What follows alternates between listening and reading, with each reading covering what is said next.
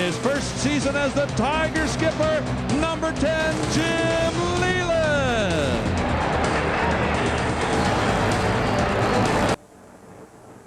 Yes, you really can come home, and for Jim Leyland, it is a dream come true as he opens up the season at Comerica Park wearing the Old English D.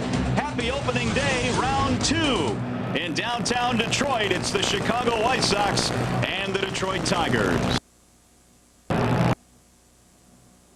Everyone, and welcome to Tigers baseball. Mario and Pemba, Rod Allen, hold.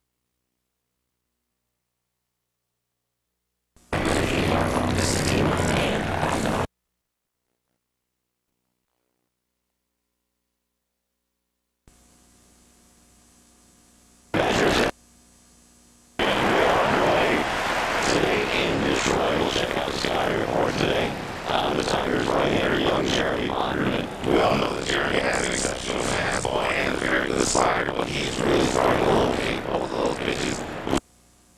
This year, Tigers, and first for the fans that gave you the opening day nod here at Comerica Park for the second and consecutive season. And he was outstanding last year against the Kansas City. He beat him again this year on opening day in Kansas City, and here he is again on opening day.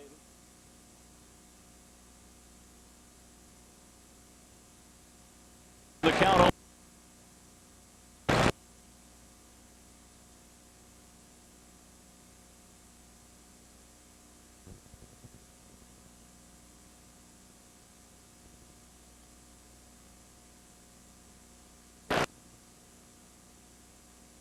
Game time temperature from Comerica. Ballpark is looking outstanding.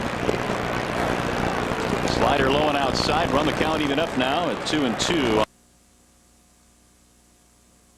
And 5-1.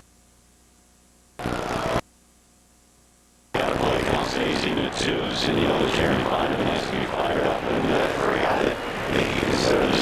He's still only 23 years old.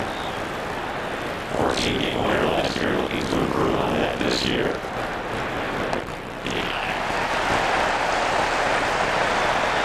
First strikeout of the game.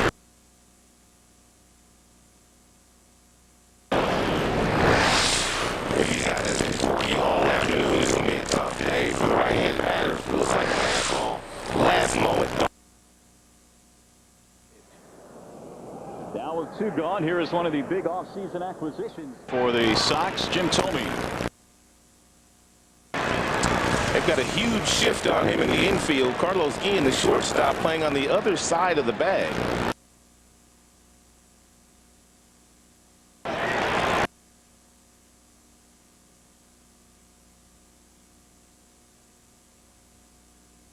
Players that you'll see.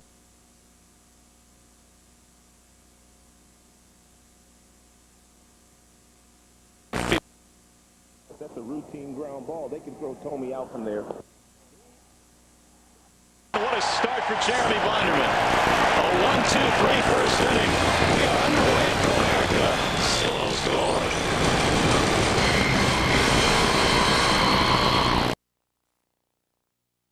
Go to 6-1 this season. This is how they will line him up today. Curtis Granderson, a good start to the 06 campaign. He'll lead off and play in center field, followed by Placido Polanco. Pudge will bat third and catch. Ordonez, Young, and Shelton in the middle of the lineup. In the bottom 3, Guillen, the shortstop, Monroe, and left, and Brandon Inge will bat ninth today, and he will play third base. Freddie Garcia, the right-hander, was roughed up in his first outing. He's ready to go, and here's the first pitch to Granderson. Curtis, 7 hits on the road trip, off to a .318 start this year. And a wave and a miss. No balls and 2 strikes. Curtis had a couple of walks in the ballgame yesterday in Texas. He had 14 during spring training, showing a much better eye this year. In that leadoff spot, he pops this one up. Foul ground, third base side. The wind playing with it, but Creedy has a play. And 1 away. And here's our pitching report on Freddie Garcia. Had a good four-seam fastball a couple of years ago, 94, 95. Now he's got basically a sinker right around 89 miles an hour, but he's got a good curve. He's got a good forkball. He'll throw them at any point in time, in any count, and he can command them both. But there always seems to be one inning during the course of the game where Freddie falls apart. He'll face Placido Polanco now with 1 out, nobody on. Placido at .348 had 8 hits on the road trip. We know what he can do. He came over last year from the Phillies in the Urbina trade, and he immediately provided plenty of offensive dividends. And how about this? He skies this one to right center. It's going to die out there, though. Strong wind blowing in, and that is out number 2. We'll check out the Rico defense for the Chicago White Sox. This is how they line up behind Freddie Garcia. Tadahito Iguchi is patrolling second base. Only 1 error so far this year. They have Iguchi and Cintrone up the middle. Creedy and Konerko on the corners, with Posednik, Makowiak, and Dye in the outfield. Brzezinski and Garcia, the Chicago battery today. There's Iguchi, who is an integral part of their success last year. Here's Pudge Rodriguez with 2 outs. That's lifted foul back out of play. Didn't have a whole lot of stars on the Chicago White Sox team last year. They won the World Championship, of course, but their pitching staff really showed up in the postseason. They had Konerko, who had big monster numbers offensively, but by and large, everyone contributed. And that's what you need when you're going to win a World Series. I mean, very few times where you see teams that have just 1 or 2 star players go out there and get it done. They ran the bases well, they pitched well, and they defended. And they've got a fearless leader in Ozzie Guillen. Pitching and defense, I think that falls under fundamental baseball, doesn't it? Absolutely. That's what the Tigers have been doing the first 6 games of the year. And that's why they're off to the 5-1 start. 1-2 on Pudge. Well, for Pudge, remember that 5-hit game he had in Kansas City to start the season early on in the recent road trip. Comes in at .350 today. 7 hits overall. He is in the 3 spot, hasn't moved from that position every time he has played. And I think Jim Leland has that plan all year. That's hammered toward left field, a breaking ball that was up. And Pudge has the first hit of the ball game. He's going to take the turn and go to second base, and he's in there safely. Pudge hustling out of the box, gets to second. Pudge with 2 strikes, looking to go the opposite way, but once he sees the hanging breaking ball, his natural hand quickness just takes over. He rifles his ball into the outfield, and hustling out of the batter's box. Posednik in left field didn't field it cleanly. Now Pudge is in scoring position for Maglio. Just as we were talking about fundamental baseball, we get our first error of the game for Scott Posednik in left. Well, make no mistake about it, every game Chicago White Sox play this year is going to be like a World Championship game, because that's the team everybody's gunning for. It's a good point. They will not sneak up on anyone this year. Former White Sox outfielder Maglio Ordonez, wearing Tigers colors these days, stands in.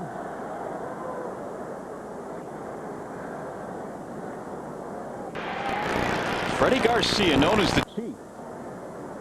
Out of Caracas, Venezuela. He's big enough to be a Chief. Sure is. He's going to mess with him. Ground ball, diving through. Creedy comes to his feet and throws a one-hopper in time. He's going to win a Gold Glove before it's all over. My goodness. Is that a great play or what? Joe Creedy saves a run for the White Sox. Tigers baseball on FSN Detroit is brought to you by Comerica. We listen, we understand, we make it work. And by your Chrysler and Jeep Superstores. Welcome back to downtown Detroit. A look inside Chili's Chili Bar. They're fired fired up today and jam-packed as well. So is the stadium here today. Not too many seats To be had on opening day in Detroit. Jeremy Bonderman facing Paul Konerko to lead things off. Konerko die and then Pierzynski, and what a start it was for Jeremy, striking out a couple in that first inning. Looks like he's got some lethal stuff today. The fastball in the mid-90s. And, of course, he always brings that slider with him. He'll throw a few change-ups today just to keep these White Sox off balance. Breaking balls. Swung on and missed, 0-2. There it is, Mr. Snappy. It has become the hallmark of Jeremy Bonderman. That slider has been deadly against right-handed hitters.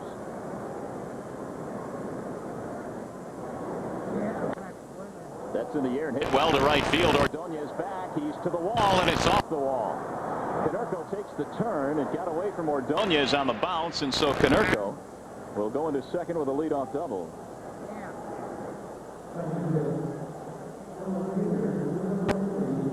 Here's the rest of the Tigers Chrysler Jeep defense today. You saw Ordonez in right, Granderson in center, Monroe is in left. Inge, Guillen, Polanco, and Shelton along the infield. Pudge and Bonderman. Your battery in the Tigers defense has not committed an error yet this year. They've been outstanding with the glove. Not a good 0-2 pitch there by Bonderman to Konerko. Konerko, one of the few guys that has had success against Bonderman in his career. Jermaine Dye has been bothered by a strained calf in recent days. Back in the lineup, hitting .444 to start the year. Most valuable player of the World Series last year was Jermaine Dye. Checked his swing, didn't go. Pudge wanted the appeal, but was not given the appeal by Brian Gordon. And Bonderman, knowing the situation, nobody out, runner on second base. White Sox, an unselfish team. They play fundamental baseball. Dye trying to hit something to the right side of the field. That's hit out.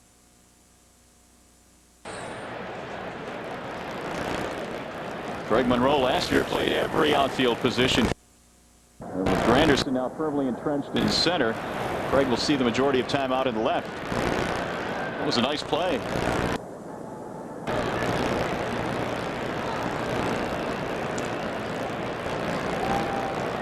Tigers outfield has been set most of the year with Ordonez in right and Granderson and Monroe joining him as well.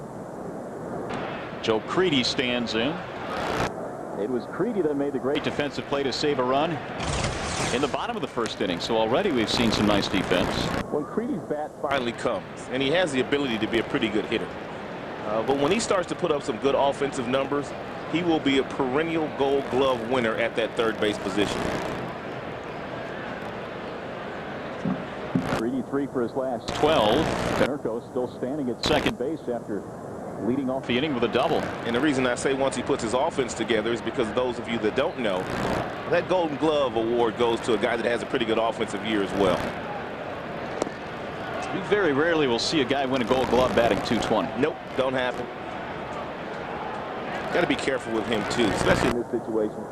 2 balls and no strikes. You don't want to give in to him with runners in scoring position. He does get big hits for the White Sox.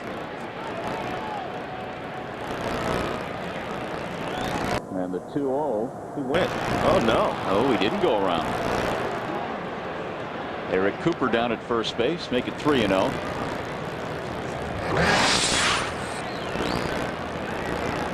I guess that's the right call. Yep. On the replay, it looked like he held up.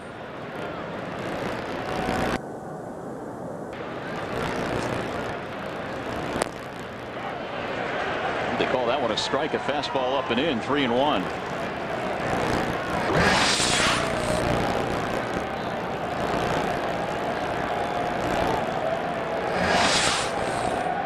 Creedy off to a slow start this year at 222. And that one misses inside ball 4. So after falling behind, Bonderman was not going to make a mistake against Creedy. First base open. He will face Rob McCoyak, former Pittsburgh Pirate, who was picked up in a deal that involved Damaso Marte, a left-hander out of the Chicago Pen. Lloyd McClendon managed McCoyak in Pittsburgh. I'm sure Bonderman got a pretty good scouting report on him. Hit to the shortstop. Easy play for Guillen. He'll fire to first. And the side retired. White Sox waste a leadoff double. Bonderman pitches through the jam. Good start for Jeremy Bonderman. Gave up the leadoff double to Paul Konerko, but no damage done. And the Tigers and White Sox are scoreless as we go to the bottom of the second. Dimitri Young leads it off. And Garcia starts him off. Breaking ball down low. Young, Shelton, and Guillen here in the second inning. Eli trying to get it going offensively to start the season. It has been a slow go to this point. 3 hits on the road trip for Dimitri.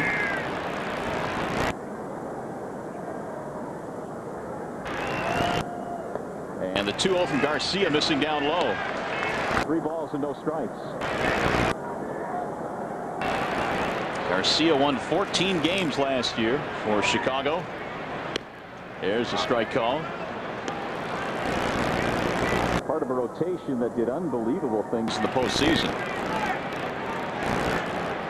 Now the 3-1. 3-2.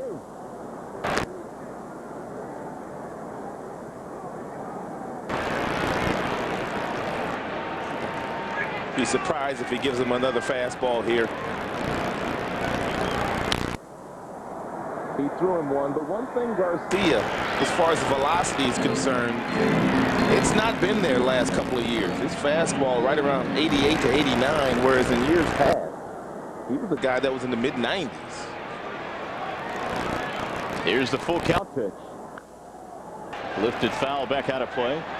Well, I know we were watching some tape of Garcia before the game in the Tigers locker room, and I watched for about an inning and a half, 2 innings, and there was nothing that approached 88, 89. And I think in the last couple of years, he's thrown so many changeups, so many breaking balls, and it's a terrific pitch for him. But he can't dial up the way he used to. That swung out and belted high in the air toward right center field. A lot of room out there, though, and again, that wind is going to knock it down a little bit, and it's caught by Makowiak. So 1 away. And that'll bring up the player of the week for the Tigers, Chris Shelton. And he's getting himself a nice round of applause. He got a nice round of applause when they introduced him today as well with the player introductions. He, along with Jim Leyland, the loudest. Well, he's in a big-time slump right now. He went from 700 all the way down to 583. Do we cut him now or do we give him one more day? I think you'd give him 1 or 2 more days. See if he can bust out of it. Popped it up. Foul ground, first base side. Konerko drifting and making the play right at the target. 2 up, 2 down. So Garcia cruising along, and he'll face Carlos Guillen. Carlos Guillen and Freddie Garcia, once teammates in the Houston Astros organization, and both players were traded to the Seattle Mariners for Randy Johnson back in 1998. That was right at the trade deadline on July the 31st. Last-minute deal.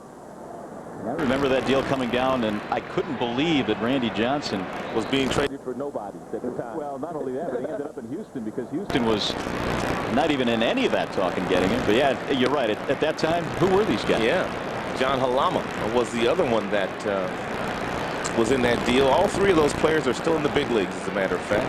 Halama, and of course you see Guillen and Garcia here.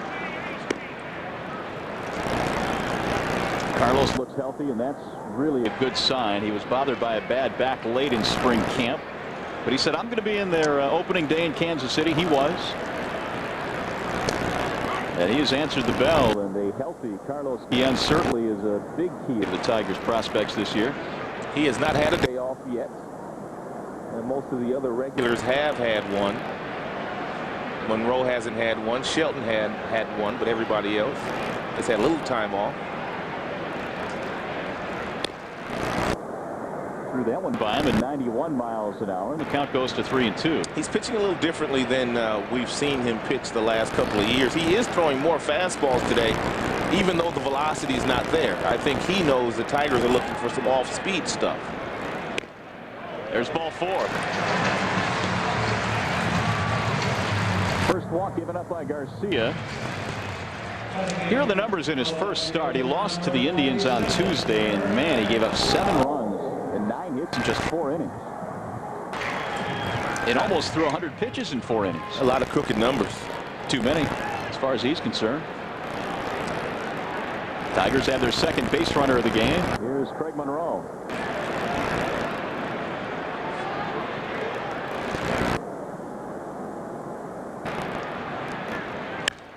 That ball is hit well into left field, way back. Posednik will turn. He won't get it. It's gone. Happy opening day, Craig Monroe. It's a 2-run shot, 2-0 Tigers.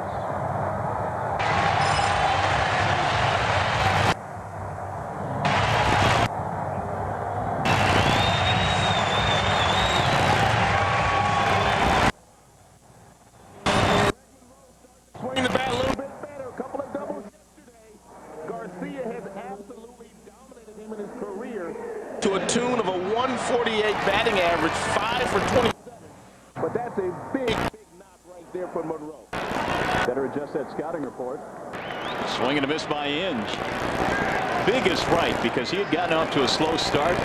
Missed a lot of spring training with an oblique problem and got off to the slow start in the regular season, but he's starting to come around now. Well, he made a minor adjustment. We were talking, as I said yesterday before the game, and it just felt like his hands were getting away from his body, which was causing him not to have any leverage and not generate any power. But now he's keeping those hands close to home, and he's hit a couple of bullets the last 2 days. Down goes in. John strikes on the side, retired. Tigers get a 2-out walk and then a 2-out Long home run from Craig Monroe. a 2-run shot. To give the Tigers an opening day lead.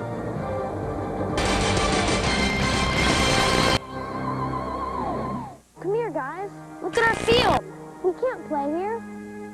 We can fix this. This spring, kids have the power to revitalize their baseball field and make a real difference in their community. Now through April 30th, kids can nominate their field at RiggsDiamondsInTheRough.com. The grand prize is a $20,000 makeover and a baseball clinic hosted by Hall of Famers Lou Brock and Carlton Fisk.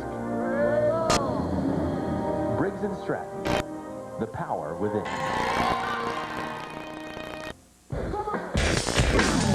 You're watching FSN Detroit. 2-run homer by Craig Monroe. Monroe has given the Tigers a 2-0 edge here on opening day. And Jeremy Bonderman back to work with his first lead of the afternoon. Nothing like that 2-out hit. To charge up the crowd, a 2-run shot by Monroe came with 2 away.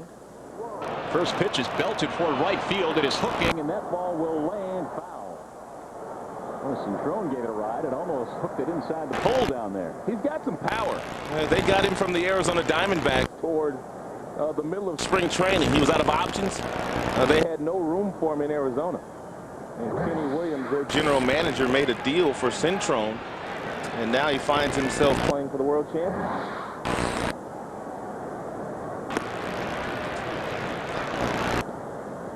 One ball, one strike. It'll be Centrone and then Posednik and Iguchi.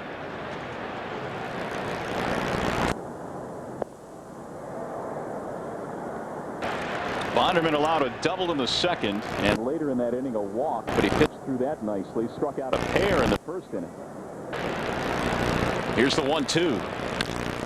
Lifted in the air. The left fielder Monroe has it.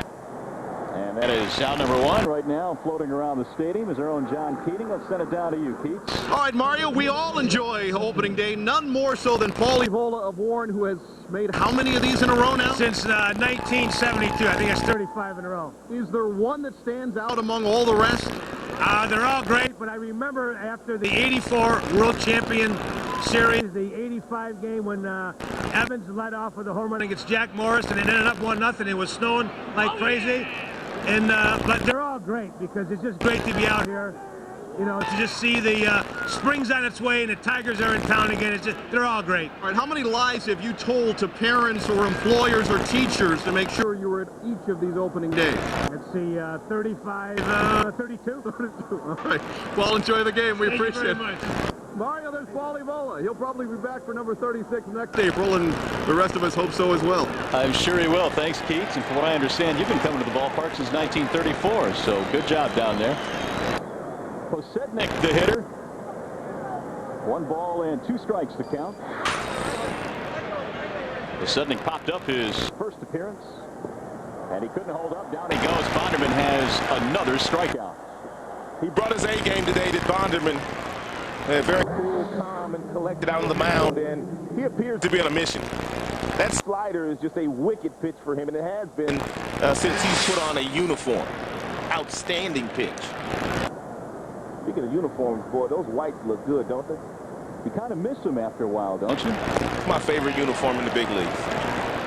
Always looks clean, too. You're a traditionalist. I love it. Yeah. Jim Schmeichel and the staff down in the clubhouse, they got some good detergent down there. How do they keep them so I don't know. Got to be some kind of trick to that. Taking some of my laundry. There's a base hit to left off the bat of Iguchi.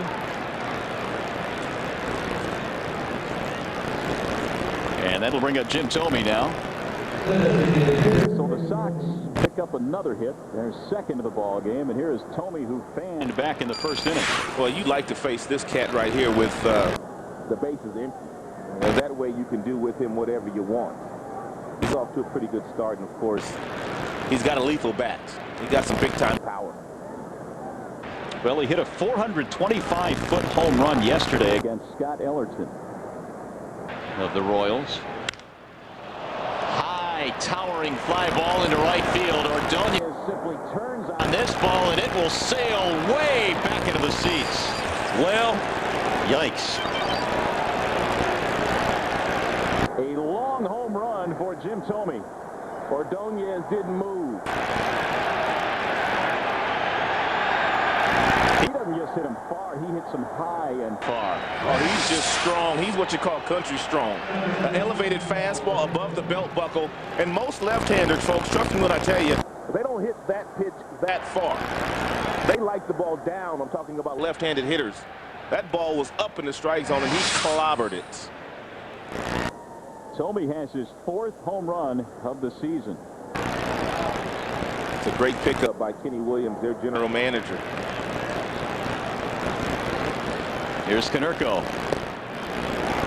Well, they were in search of some left-handed power, and the thought of trading Aaron Rowan was not one that sat too well with some White Sox fans, but if healthy, Jim Thome is as good as it gets power-wise. He appears to be healthy this year. 2-2 game, each team with a 2-run shot. Monroe for the Tigers, and now Thome for the White Sox.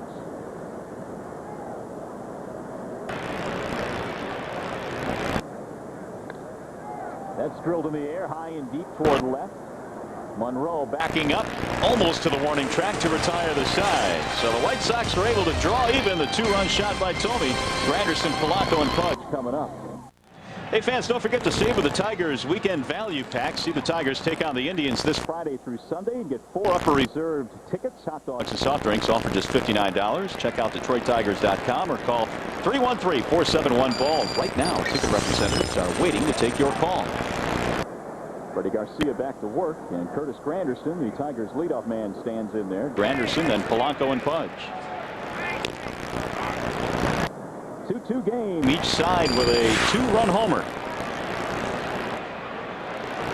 Curtis 0 for 1 with a pop-up.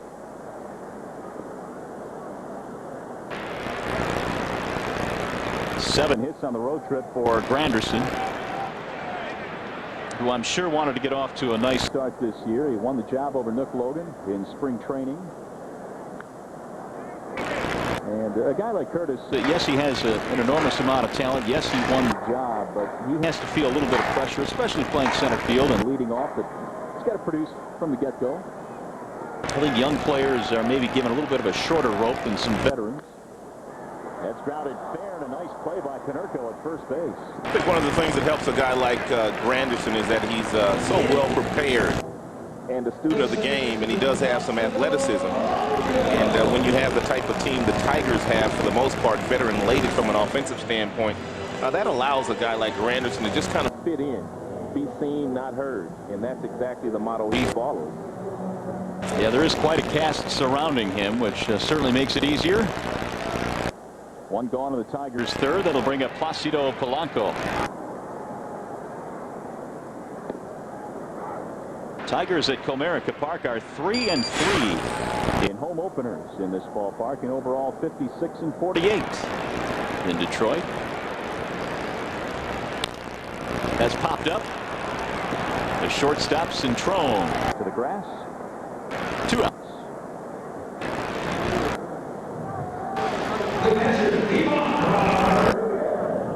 Well, you really can't ask for a whole lot more weather-wise here at Comerica Park. A jammed house. Wouldn't expect anything Less here on opening day, but the lights are on. There's been a little bit of cloudiness this afternoon, but the temperatures are pleasant. Spectacular crowd. This ballpark is very special when it's full. Here's Pudge Rodriguez.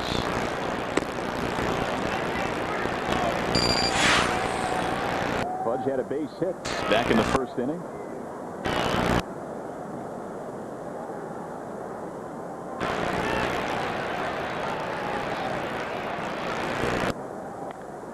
That's lined and caught at third by Creedy. Another fine defensive play. This time he climbs the ladder. And that's all for the Tigers. He played 3. And we're tied at 2. On our way to the 4th inning now, and it is Aflac Trivia time. Here is our Aflac trivia question this afternoon on opening day. What do we have for you today? How many teams has Chris Shelton out-homered this season? How many teams has Chris Shelton out-homered? Think about that. And we will get you the answer in the Bottom of the 4th inning. It's been that kind of start. For Big Red. Jermaine Dye leads it off. It'll be Dye, Brzezinski, and Creedy. First pitch swinging. It's a one-hopper to third. Hey, let's go to the upper deck now. High above third base. And join John Keating. Keats. Mario, the sun is out, and I'm closer to it now. We're all protected, SPF 30. It is truly a special place when it is filled as it was last summer for the All-Star game. And hopefully it will be come August and September when the Tigers are playing meaningful games. But there are lots of baseball fans, and this sort of reinforces our feeling what a great baseball town this can be. And the Tigers, from their standpoint, would like to play particularly well today. So some of the people watching them, because it is just opening day, will come back on a regular basis to see some terrific baseball. The Red Wings, by the way, are in attendance. Many of them will be once their practice was complete. And by the by, I have another job, and we'll have the Red Wings Edmonton Oilers game from Joe Louis Arena tomorrow night here on FSN. All right, Keats, thanks. Feel free to make opening day next year with us. That'd be nice. Brzezinski flies to center. He is the hardest working man in show business. He is. Not James Brown, John Keating. He is all over the place. Brendan Shanahan in the crowd. There's some of the Wings that Keats was talking about. Beautiful day for baseball, and some of the Red Wings out to help out the other home team. Joe Creedy, the batter. Creedy walked in the second and already has turned in 2 sparkling defensive plays.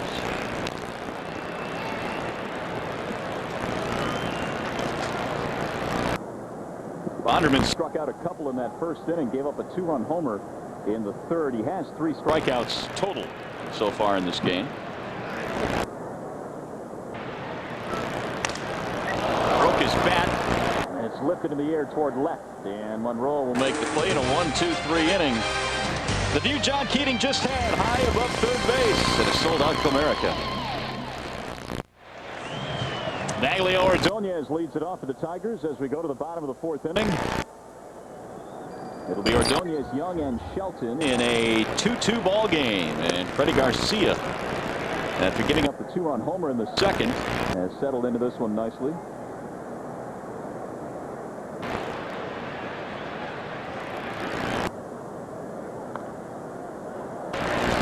That's back behind home plate. Giving a look is Pierzynski, and he will run out of room. Back into the seats it goes. And they'll battle for that souvenir. Naglio had the day off yesterday in Texas. Back in there this afternoon. Ordonez this year with a couple of home runs. He is a .306 lifetime hitter.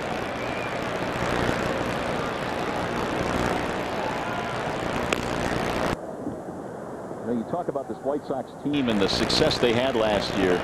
Freddie Garcia was 9-3 against the Central Division. Wow. And as a club, it was even more impressive. I mean, the White Sox really took care of business against the Central. How about 52-22? That'll get it done. They also won 16 of their first 20 ball games, so they snuck on some people last year. Ordonez fouls off another. 2-2 the count. Ozzie Guillen's team winning it all last year and off to a bit of a slow start this season. The 2-2 pitch. Got it. Good breaking ball for strike 3. One away. Second strikeout of the game. Aflac trivia question again. Aflac! How many teams has Chris Shelton out-homered this year? With a great start he has gotten off to. The answer is 6 teams. The Dodgers, the White Sox, Giants, Red Sox, Royals, and Padres. That just accentuates the season that Chris has had. One gone for Dmitri Young, who takes down low. Well, we had a special first pitch here today at the ballpark. We had a couple of them. Mayor Kilpatrick threw out one first pitch, and the other from the bus. Jerome Bettis. Jerome, welcome. Thank you. Welcome back home. I appreciate it. How are you, Rod Allen? How are you, Jerome? Good. Great to be home. Where's that ring? We get it. We get it opening day, but hopefully I get a chance to see it before then. I'm real anxious. Well, rumor has it you're the one that's designing the ring. Yeah, myself and Mr. Rooney, we designed it, so I'm looking forward to seeing it. It's going to be special. We're going to have some trophies on it, and it's going to be real nice. Good for you. You got a picture of the bus on it? I wasn't that influential. Where'd the nickname come from, the bus? Actually, it came from Notre Dame. When I was in college, they started calling me the bus out of nowhere. Dmitri Young bangs one off the wall in left field. He's in with extra bases and a one-out double. We got a mini bus down there in DY. I got a chance to talk to him early in the clubhouse. He's starting to swing the bat a little bit better. Yesterday, he had swung it pretty good. He's starting to go the other way with some authority, which bodes well for him. And I know if he can start hitting, I think that really helps this team a whole lot, right? Without question. Bus, how much you follow the Tigers? Obviously, you're a Detroit native here, Mackenzie High School. Do you like baseball? Do you follow it a lot? You know what? I follow the Tigers every chance I get. You know, I've been paying attention to them, especially on this run they've been having since they started the season. So I've been trying to pay attention to them. Outstanding. Well, it's a terrific start for this ball club, and pay attention this year. Maybe it's you that's bringing them the good luck. I hope so. He's starting this season. Jim Leyland, skipper, had some very nice things to say about you. Of course, he spent some time in Pittsburgh. He talked about going to an auction one time and paying $1,200 for your jersey. He tell you that story today? Yeah, he told me. He said, I bet you wouldn't pay a cent for my jersey. I said, you win a championship, I'll buy it. Look at Dimitri. Look at D.Y. trying to steal third, and he is safe.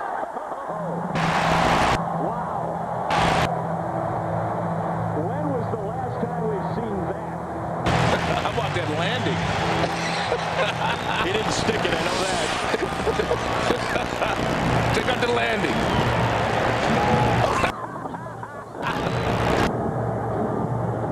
And he never touched it. Great call. Great call by Jerry Davis.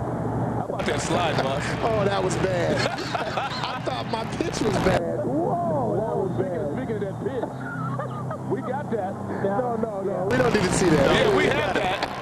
We've got it on tape. Now talk about your form a little bit, because obviously it had to be a little bit nerve-wracking for you out there in front of all these people. You know, it was a little nerve-wracking, but, you know, there's no reason for me to lay an egg like that. And the mayor told you not to bounce it, didn't he? And I threw out like this, shaking it off catcher. Yeah, I didn't see, you know what the problem was? I didn't get that knee up enough. No drive. It's all good. It takes some guts to shake off Pudge Rodriguez. Nicely done. Shelton pops it up foul. This one will find the seats. How special was it for you getting a chance to come back? I mean, everybody thought that you were going to retire last year, but you decide to come back for a final year, and you guys win the Super Bowl, and you get a chance to play in your hometown. How special was that? I mean, it was enormous. You know, first of all, I didn't know that I was going to even be there this past year, and so for me to come back and have the season that we had, first of all, and have an opportunity to play in the Super Bowl, but for it to be in you know, your hometown, it was a dream come true, and the city was just incredible the whole time. 2 balls, 2 strikes on Chris Shelton. Talking with Jerome Bettis, the Bus, who threw out the first pitch, and a Super Bowl champion now. And obviously, Bus, that had to be a terrific experience for you. And you know, there are a lot of times you'll have guys that have played, whether it's professional baseball, basketball, or football, for so many years, have great careers like yourself, but don't win that Super Bowl or that ultimate championship. For you, it had to be feel good to happen. You know what? It was. You know, it really was a dream come true, because I had started to come to the realization that I probably wouldn't win a championship, and I was, you know, you fight with it internally and try to find a way that you can say, you know what, but it's okay, I didn't need it. You know, I had a great career, but regardless of what you say, it's a team sport, and the goal every year is to win a championship. And when you don't win that championship and you walk away from the game without a championship, it leaves you a little bit unfulfilled. A little bit of an emptiness, yeah. For you, fortunately, you won't feel that. Here's Carlos Guillen with 2 outs. Well, I know you're going to get into broadcasting here real soon, and I'm just going to tell you, as someone got in it very, not young, but at an older age, be yourself. Keep having fun, keep smiling, because that's why they want you fighting. Yeah, and the bottom line is, you got to tell like it is. I mean, and you know, guys say, hey, man, don't talk bad about me. Hey, just don't play bad. If you don't play bad, I won't have a reason to talk bad about you. You know, so that's you know, it's always a hard part when you're a player, and then you have to you know, switch gears. Without question. Exactly, that's the hardest thing. But you know, the bottom line is you got to call it how you see it. You'll be great at it. Guillen takes the ball inside. Well, will it be difficult at all, even for the guys that you've played with, that are good friends with, to be honest? You know what? And I told those guys early on that, hey, come on now, be honest. Understand that, hey, it's tough love.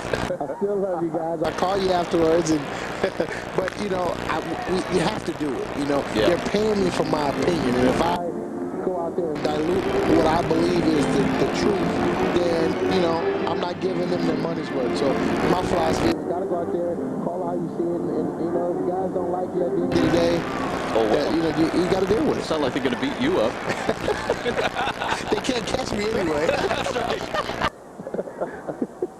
Young at third base, 2 outs. Tigers trying to snap this tie here. It's a 2-2 ball game.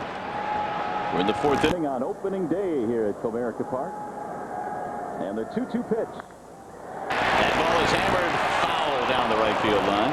Other than obviously winning the Super Bowl, which is a fabulous moment in anyone's career, what other fine moments do you have from your collegiate career or professional career? Actually, you know what? This has been an incredible moment to throw out the first pitch. Growing up here as a Detroit native, and have an opportunity to throw out the first pitch opening day. I mean, you always, every year, you know, opening day was such a big thing for us in the neighborhood. So to be out here and to throw out the first pitch, that is, you know, that was something I didn't expect. And when they called me, I can do it. I was humbled, you know, for this opportunity. So this has been amazing. So everything that's been coming because of the Super Bowl has been crazy. Well, speaking of that Super Bowl, we have a shot here of the Bus with the Super Bowl trophy, and it doesn't get any better than that, I'd imagine. No, it doesn't. They didn't want to let that thing go. I did. I really did. That was special, man. You worked hard for it. Yeah, no question about it. That was it's a moment I will never, ever forget. Real quickly here, Bus, while we have a chance, tell me about the Bus Stops Here Foundation. Well, we started the foundation, you know, back in '97, and the goal was to help at-risk and underprivileged kids. And so we've been doing a lot of good things. Lawrence Tech, you know, technical school here in Detroit, they've been doing a great job with us with our cyber bus program, and it's been great because people have been very, very giving and helping us try to go out here and do some good things and try to inspire the kids, and that's what it's all about. Well, Guillen draws a walk. We need to keep you up here for a while because a lot of guys hitting since you've been up here sitting next to us. I know. I was worried there for a minute. The bats are starting to roll a little bit. See, look at Guillen. He's worried. He says the Bus is in the booth right now. We've got some trouble brewing here. How about you before you started playing any football? Did you play some baseball, some Little League baseball and whatnot? Actually, didn't play a lot of baseball. Played in the neighborhood, but organized baseball didn't really play it. High school was so involved in football. Yeah, didn't get that opportunity to play baseball. But I would have liked to play. Craig Monroe showing bunt, drops one down. Foul. Wow, 2 outs, man on third. He saw Creedy Probably deep at third base. Well, I tell you what, he caught everybody off guard. Everybody by surprise. We saw Pudge trying to bunt yesterday, didn't we, in Texas? Well, that's the way that White Sox team won a championship last year. I remember Jermaine Dodd doing the same thing against the Tigers one day, bunting with 2 outs and runner on third base. Whatever it takes to win. 0-1 on Craig Monroe. And that's hammered to the air to right field. Hit pretty well. Dye is going back to the warning track to make the catch. Well, we want to thank Jerome Bettis for spending some time with us. Great opening pitch, even though it bounced in. We appreciate it, Buzz. He had to bring that up. All right. Appreciate that, guys.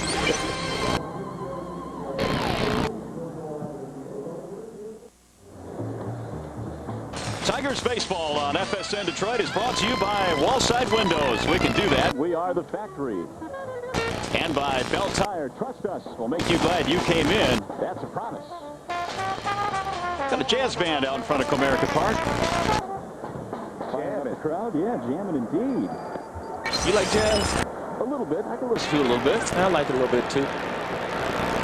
You tend to start to listen to a little jazz as you get a little older. Yeah, that's kind of a slow down music.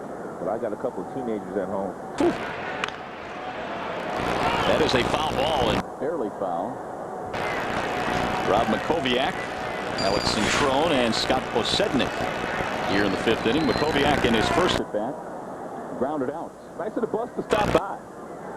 You know, that's the first time I've met him. Enjoyable man. Incredibly friendly is he. Absolutely. The 0-2. Big old teddy bear. That's the best way to put it. 1 ball, 2 strikes on Makoviak.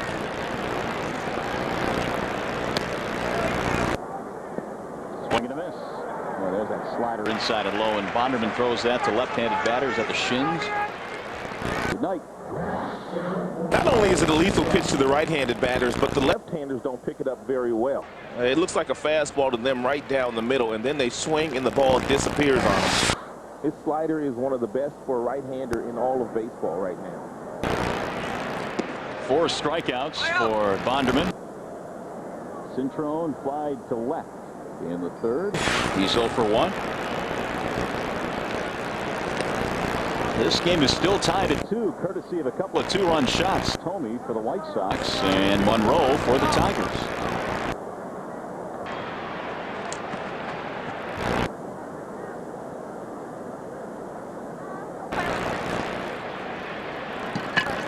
Here's Bonderman's 1-1.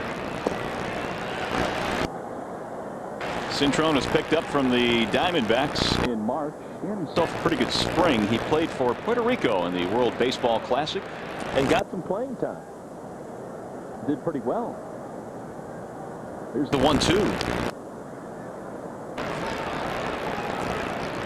He had a big spring, though. 433 this spring for Centrone.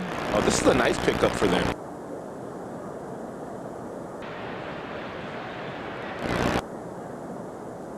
The 1-2. White Sox starting off at 2-4 this season. They won on opening day, beating the Indians, and then lost the next 2. Ozzie Guillen's club coming out of the gates a little bit slower than he anticipated or hoped for. Lift that one off the shoe tops in the shallow center. Granderson with a diving play, could not get it. He trapped it. Terrific attempt, though, from Curtis Granderson. And second base umpire Bill Miller did an outstanding job. Very seldom do you see the umpire really get out there the way that he did. But as soon as this ball hits the ground, he is right there to make the call. It's a nice job by Bill Miller and a great effort by Granderson, as you mentioned. 1 on and 1 out. Here's the top of the order, Posednik. It has not been a good start for Scott Podsednik. He is now 1 for 24. And he is probably the most important piece to their offense. The other big guys are nasty, and they're tough. Konerko, Thome, Dye. But when they were going good at the beginning of the season last year, it was Podsednik that was getting on base with regularity, stealing bases, wreaking havoc on the defense and catchers, opposing catchers. Very important to this team. Podsednik stole 59 last year.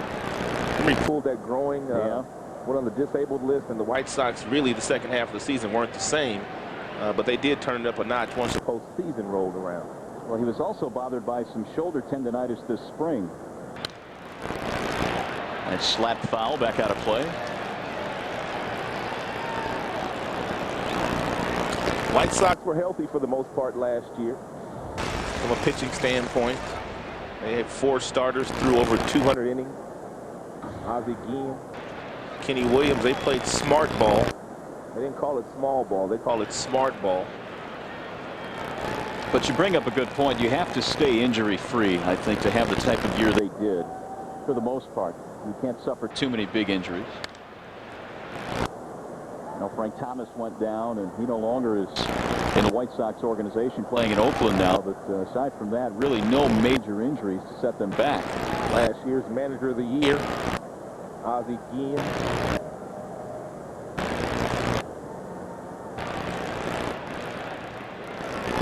He's been quiet this spring too. He's been kind of quiet. He hasn't said a whole lot. Not as chirpy. No, he hadn't made the headlines too much this year.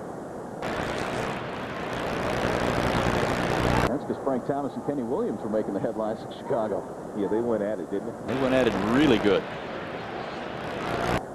1-2 on Podsednik. 2 balls, 2 strikes. Jeremy overthrew that last fastball. Up in the zone.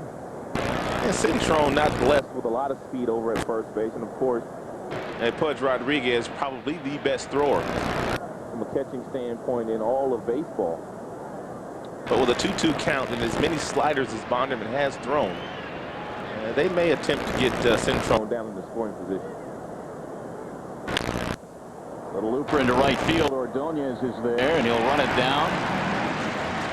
2 gone. Hey, every Friday, take a trip around Major League Baseball with the FSN Baseball Report. It covers every team all season long with highlights, interviews, and analysis you won't find anywhere else. FSN Baseball Report, Friday at 6 right here on FSN. 2 away for the White Sox in the 5th inning. Tadahito Iguchi. He's 1 for 2.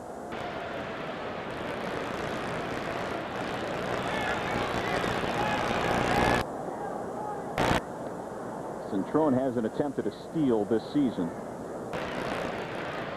Being held at first by Chris Shelton.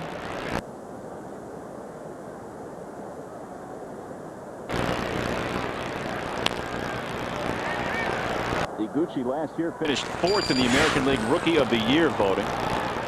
Had himself a pretty solid season. May not have been spectacular, but the solid numbers all the way around after coming over from Japan. Just a good baseball player. It doesn't have the flair of an Ichiro. Doesn't have the power of a Matsui in New York. But he fields his position well. Does all the little things. He can steal a base. He can bunt. And that's the reason why they brought him from Japan. There goes the runner. Bouncing ball hit to the right side and through a base hit. Polanco was headed to second to cover. That left the right side of the infield wide open. And Iguchi has a 2-out single to put runners at the corners. Not a hit and run with 2 outs, but you see Polanco vacate his position and the ball goes right through where he vacated it. If Polanco could do it all over again, he wouldn't take off and run for the bag, but he would simply shuffle his way toward the bag, and then if the ball hits back to his left, he can reposition himself and get there. But once he starts to turn and run towards second base, it's impossible for him to get back to that position. Well, and it's set up a tough situation now for Bonderman, who has runners at first and third and facing Jim Thome, who took him deep back in the 3rd inning. And he hits the outside corner with an off-speed pitch, a strike 0-1. He can't be afraid to throw a good fastball to Thome. The toughest pitch for anybody to hit is a good fastball on the inside part of the plate or a good fastball down and away. But you have to crowd a guy like Thome if you're going to get him out. They're going in there. That's where you have to go. And at least put that thought in Thome's mind that you're not afraid to go in there. And then you may get away with something on the outside part of the plate. The White Sox this year have 4 home runs as a team. All of them have been hit by Thome. And now Bonderman ahead 1-2. A couple pretty good changeups that he's thrown Thome in this at-bat already. Doesn't have to be a great changeup. Just a change of pace.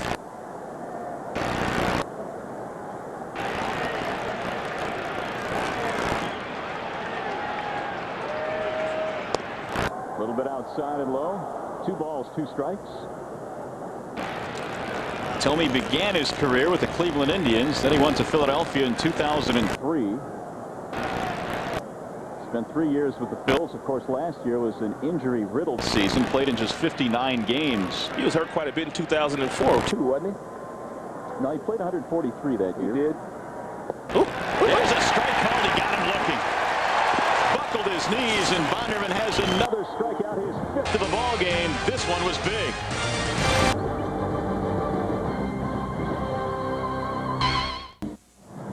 And the Best Damn Sports Show period is the greatest nightly sports show on television. Make sure you check it out. Best Damn Sports Show period tonight at 10:30 right here on FSN. And sampling of the crowd here in attendance today. Another jam-packed house for opening day at Comerica Park, and what has turned out to be a cool but beautiful day for baseball here. Brandon Inge leads it off for the Tigers. It'll be Inge and then Granderson and Polanco. 2-2 ball game. Monroe has a 2-run homer. Thome has a 2-run shot. Inge is 0 for 1. Garcia struck him out back in the 2nd. Freddie's been flirting with disaster all day long. The Tigers have put up a base runner in every inning but the 3rd, and that's because Garcia got a couple of great defensive plays behind it. 1 ball, 2 strikes. Inge batting in the 9 slot today. He's been all over the lineup so far this year. That ball is lifted in the air toward left. On the move is Posednik coming to the line to make the catch. 1 away. Well, we've traded in John Keating for Ryan Field. Let's go back into the crowd. Ryan, what's up? Hey, Mario, we're down here in left field, the front row of left field with our good friend Brandy from Chesterfield. Brandy, what is your favorite part here about opening day? Well, my seats are great, the weather's great, but I really like seeing these hot guys in tight pants. You know, Mario, I think a lot of girls in the house today might be thinking the exact same thing. Let's send it back to you upstairs. Are your pants tight today? My question is, Mr. Ryan Field. I hope not, the way I'm squatting down here. Well, now that was interesting. Here's Granderson with 1 out. Ryan gets the tough assignments all the time. Must have himself a good agent. Can we go back to Ryan? Let's not, please. Until he repositions himself somewhere around the field, we'll check in a little bit later on. Curtis Granderson 0 for 2, pop up and a ground out.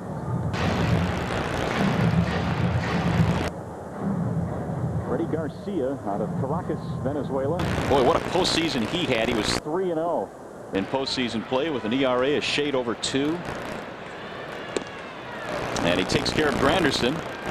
Up high to strike him out. Throwing a lot more fastballs today than he has in the past, at least in the past when he's pitched against the Tigers. He has the decent fastball, but he always relies on the changeup and the breaking balls, but he has not thrown a whole lot of them today. Here's Polanco. Placido's hit the ball in the air twice. 0 for 2. Garcia with a high strike. Placido thought that one was a little bit up.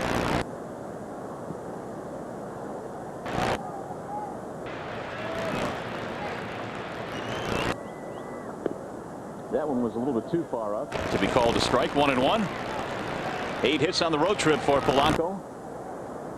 Off to a nice start this year. He's one of those guys that you really don't notice all that much. Just goes out and does the job, gets on base. Look at Creedy. They better try somebody else. Jeez. Creedy with another play. This one popped out of his glove, but he stayed with it.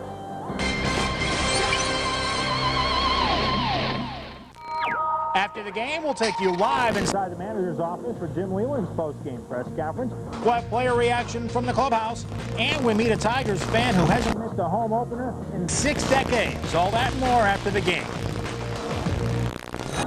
Tigers baseball on FSN Detroit is brought to you by Aflac. Ask about it at work. Men's Warehouse. You're going to like the way you look. And by Comcast, connecting you with more. Back here at Comerica Park, it is opening day and all kinds of lives. Is that Jeff Daniels? Wow, he's traveling incognito these days. Great Tigers fan. Sporting the beard. He is a fan. Look at him. Camera out.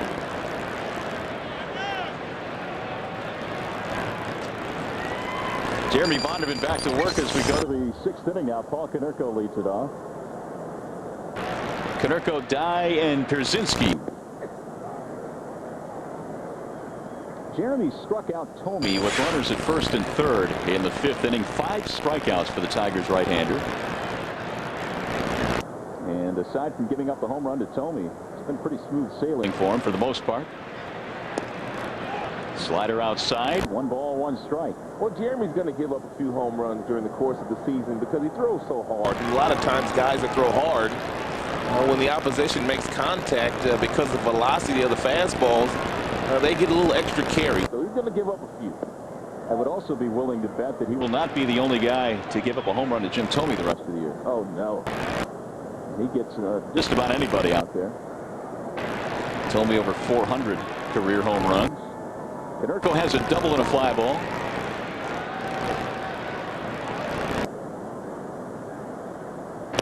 And the 2-1 is inside. Run it to 3-1 now.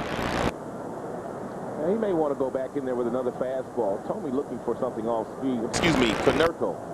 He doesn't think Bonderman will challenge him with another fastball. And so if he does throw the breaking ball, he must locate it well.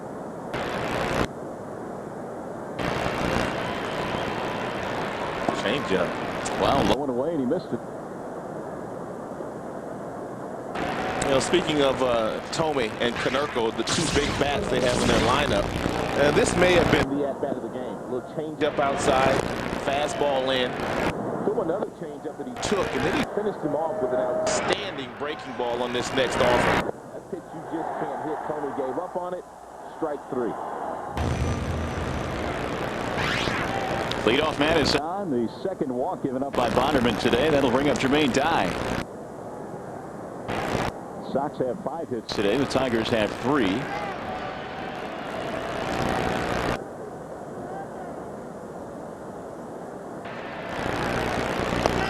Dye is 0 for 2 with a couple of ground balls. These type of situations right here are the ones that Chuck Hernandez has been talking to his pitching staff about. When you feel like you are backed up against the wall, don't try to throw harder. Just concentrate on making one good pitch. Get your ground ball, get your double play. Ground ball right here would be nice. He's already got a couple of them from Dye. Jermaine had a nice year last year with 31 home runs. Then he went on to be the World Series MVP. Hit .438 in the White Sox sweep of the Astros.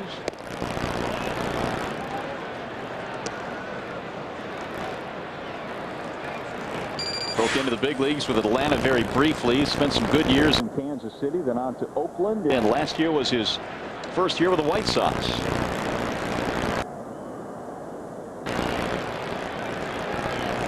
Nice job and nice leadership by Carlos Guillen going in to settle down the young right-hander Bonderman.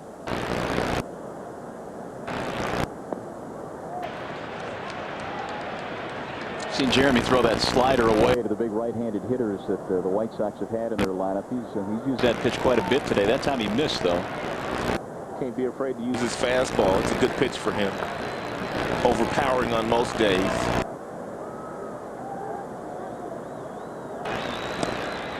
There it was, and he swings right through it. 3-2. Good two-seam fastball. Decision time now. And maybe not even a decision with Konerko running, but does he send him 3-2? Try to stay out of the double play. Nope. Swung out and missed. He tipped it right into the glove for strike 3. 6 of them now for Bonderman. Good two-seam fastball. Two really good back-to-back two-seam fastballs. The movement on that pitch was incredible and on the hands of Dye. 1 on, 1 out. So that'll bring up A.J. Pierzynski. It's one thing to throw 93 to 95, partner, but when you got that kind of movement, when you're throwing that hard, it's a special pitch. Especially against those big right-handed hitters right in on the fists. And Dye couldn't do anything with it.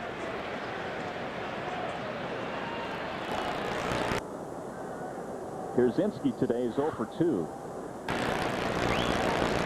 Monroe made a great play on him back in the second. They had a man in scoring position, and Craig ran down a ball that he hit toward left field to the warning track. That ball is hit in the air to the right side. The second baseman Polanco calling for it. It stayed up there forever. Plenty of time for Placido to get back there. Much easier play for him than the first baseman Shelton. 2 outs. And that'll bring up Joe Crede.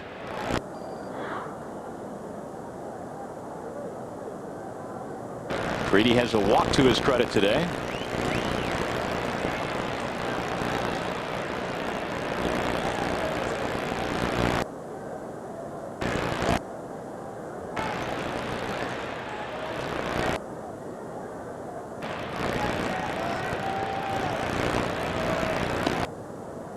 Strike called on the outer edge, 0-1.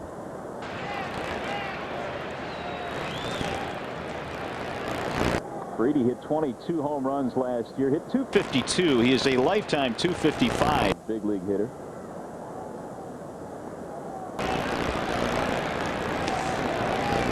We talk about his defensive prowess last year. Only 2 American League third basemen had a better fielding percentage, Hank Blaylock and Bill Miller.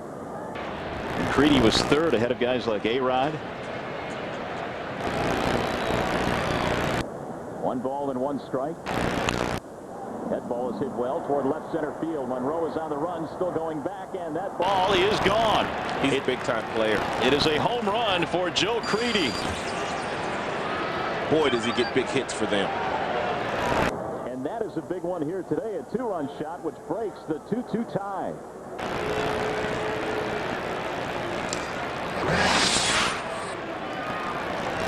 The changeup that just stays right around the belt buckle. And Crede doesn't try to do a whole lot with it, just muscles the ball on a line into the White Sox bullpen. Good swing. His first home run of the season. And that's the first home run the White Sox have gotten from a player other than Jim Thome. And you can see that at Comerica Park, considered a pitcher's park, Crede's done some pretty good damage. 10 home runs now at Comerica.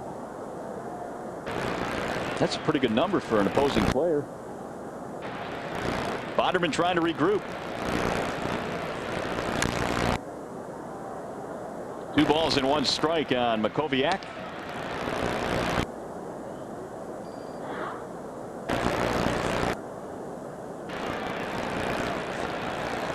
Makoviak out in center field. They've had Brian Anderson as well. Once they traded Aaron Rowan, the talk was they would give Anderson an opportunity to play center field as Chuck Hernandez gets on the phone now. And there is activity in the Tigers pen. Lefty-righty combination throwing out there. The lefty is Jamie Walker. The right-hander is Chris Sperling.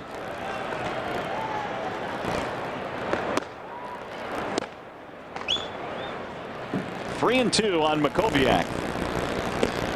He tried to check it, but it went around. Strike 3. Bonderman rolls up his 7th strikeout of the ballgame, but a 2-run shot by Crede has broken the tie. Well, the Tigers have some work to do now in front of a packed house here at Comerica Park on opening day. There has been some sunshine peeking through every now and then, including right now, which is nice, heating up the temperatures a little bit. And here come the Tigers in the 6th inning. It'll be Pudge Rodriguez to lead it off against Freddie Garcia. Pudge has hit a couple of balls right on the screws today. One for a single in left field, and the other one, Joe Creedy, the third baseman, made a very nice play on, which he has done quite often today, talking about Creedy. Base hit. Yeah, that one, I mean, on the fist, and Pudge strong enough to just loop it into right. That's how you hit 300. If you're not afraid to get jammed, more often than not, you could muscle this ball into the outfield. Boy, does he pull his hands in nicely there.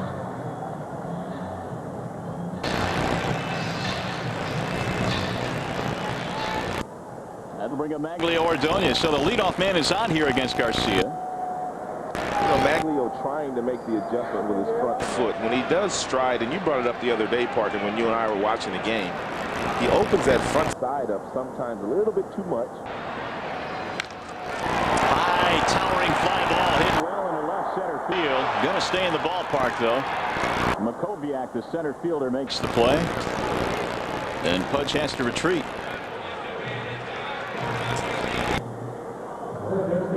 Ordonez, and he's one of the few guys that really opens up that front foot. Take a look at the front foot here. See where it starts? Now, once it gets over into this area, there's really nothing here in this part of your body that can generate any power whatsoever. Your power is already gone toward the left field side. So you take a swing and you hit it off the end of the bat versus hitting it on the meat part of the bat, which would allow you to drive the ball out of the ballpark. Foot, just nothing firm on the front side, and you have to have that. That's a home run. Here's Dimitri Young. Hasn't he always hit that way, though? You know, I really haven't noticed, but I do know that you're not going to drive balls with authority if you open up your front side that much, because there's nothing there to generate any power. You can make contact, but you're not going to do a lot of damage. Yeah, and that last fly ball was a good example of it. He made some contact, but it just fell short out at left center field. Young fouls it back out of play. DY had a double in the 4th and then stole third base, believe it or not. With a head first dive, Tigers could not get him home, though.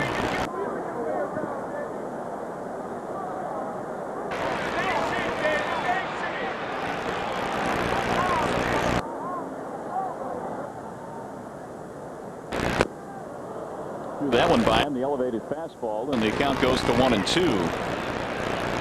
Young had one stolen base all of last year. He has now equaled that total this year already. 25 of them in his career. That has not been a big part of his game. Driving in runs has been. Here's the 1-2.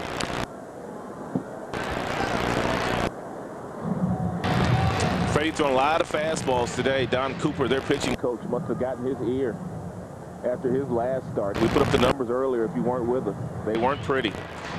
But he has thrown a lot of fastballs today, Morrow, and you brought it up. A lot of the Tigers are watching film in the clubhouse before the game. Nothing but changeups, nothing but breaking balls. But today, they've gotten a lot of fastballs.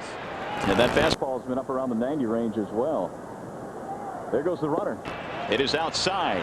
Throw down to second, not in time. Hey, Pudge has himself a steal. He has stolen some bases in his career. Pretty good read. Nice ball to throw for Przinsky, but not blessed with overpowering arm strength. That's one thing you can do against the White Sox. If you have some guys that can run a little bit, you can steal some bases. 105 in his career now in the stolen base category. You're right, he's run a little bit. But would you have guessed that DY and Pudge would have stolen bases today? Oh, I'm not surprised by Pudge stealing the base at all. Swung out and missed. DY chased one again out of the strike zone, struck him out. DY, absolutely. 5 strikeouts now for Garcia. So the runner, Pudge, still in scoring position. We'll see if Shelton can deliver with 2 outs. Hey, last time Shelton was up, a runner on third base, less than 2 outs, and he struck out. He has not looked good his last 6 at-bats, but he is human. And you tend to get spoiled by the start that he got off to. Time for him to get back to the basics, and that's just driving the ball the opposite way up the middle. That's when he's at his best. Well, a base hit the other way here would score a run. The right fielder dies deep. And he crowds him inside and high, 1-0. I guess they feel like that's the way they can get him out. The numbers on the player of the week, Chris Shelton. Hit .583 the first week of the season with 5 home runs. Now, who is hitting better than .583? Nobody right now. Was that second? Did that say second? Yes, it did. Well, somebody apparently is.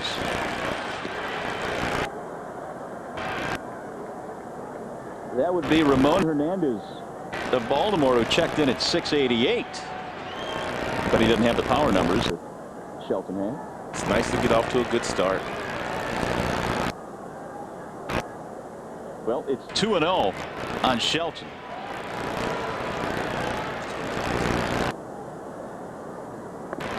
And he gave him a fastball, but missed high and inside, way high and inside. 3-0 with Guillen waiting on deck.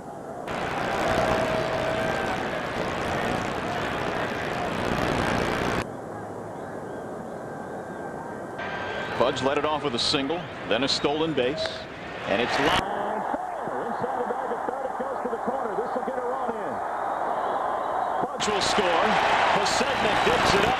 Not after it's an RBI double from Chris Shelton.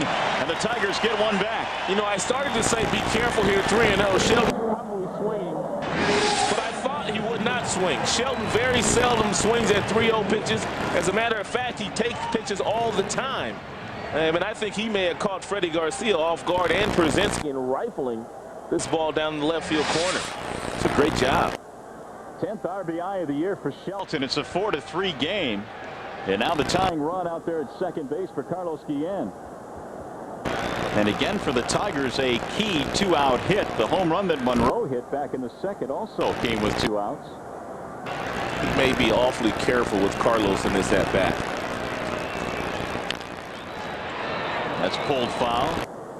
Got the base open, 2 outs, left-hander going against the right-hander. And even though Monroe has already homered in the game today, Freddie, for the most part, has handled him in his career.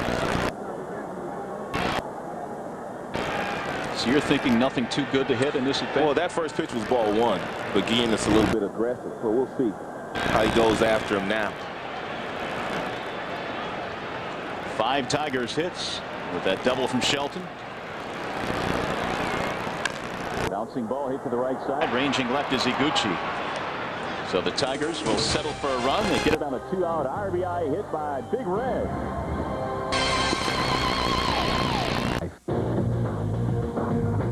You're watching FSN Detroit. Tigers baseball on FSN Detroit is brought to you by Comerica. We listen, we understand, we make it work. Packed house here at Comerica Park on opening day 2006 here in the Motor City. Tigers coming home at 5-1 after a very good road trip to start the year. And they trail by a run today. Alex Centrone leads it off for the White Sox. He'll be followed by Posednik and Iguchi.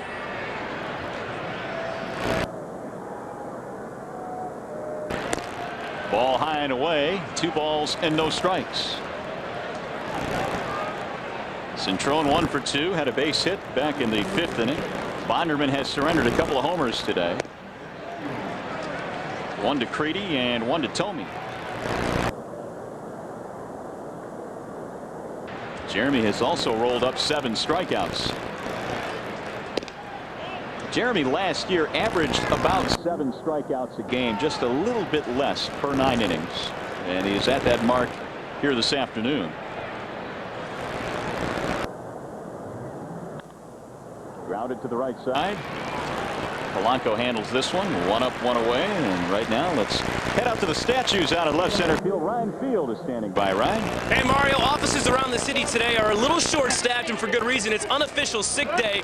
Joe here is a police officer in Grosse Pointe. Joe, do you feel like you're breaking the law today? No, it's a sick day for myself. And, of course, everybody back at the station is watching. Eric, what do you have to say to your boss today? Yeah, it's all mobile. We can take care of it all on the cell phones. Right. Technology today, guys. You got to love it. We'll send it back to you upstairs. All right, Ron, thanks. Behave yourself out there. Here's Posednik, the top of the order. He shows bunt, takes it outside, 1-0. 0 for 3 for Posednik, and his slump continues now. 1 for 25 to start the season. You talked right about the importance of getting off to a good start. Obviously, every player wants to get off to a good start, but when you have a beginning like Posednik has right here, it kind of tends to build and build and build. And then you kind of get into a hole that maybe sometimes you can't get out of. That's skied in the air to center field, and Granderson is under it. The one thing Posednik has going for him, though, is the fact that he knows that he can do it. He's done it already for about 3 years in the big leagues. Had a very good year last year. He knows that he has a manager in Ozzie Guillen that really relies on him. So I guarantee you, Ozzie Guillen down in that dugout is very, very confident and showing a lot of confidence in Posednik, which will help him. Zumaya has joined joined Walker now in the Tigers' pen.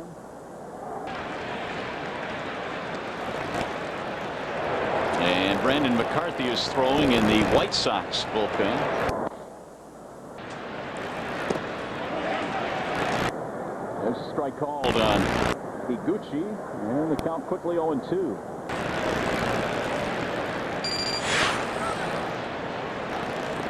So the pitch count starting to elevate now here in the 7th inning for Bonderman. The 0-2. He swung on and missed. He got it. Strikeout of the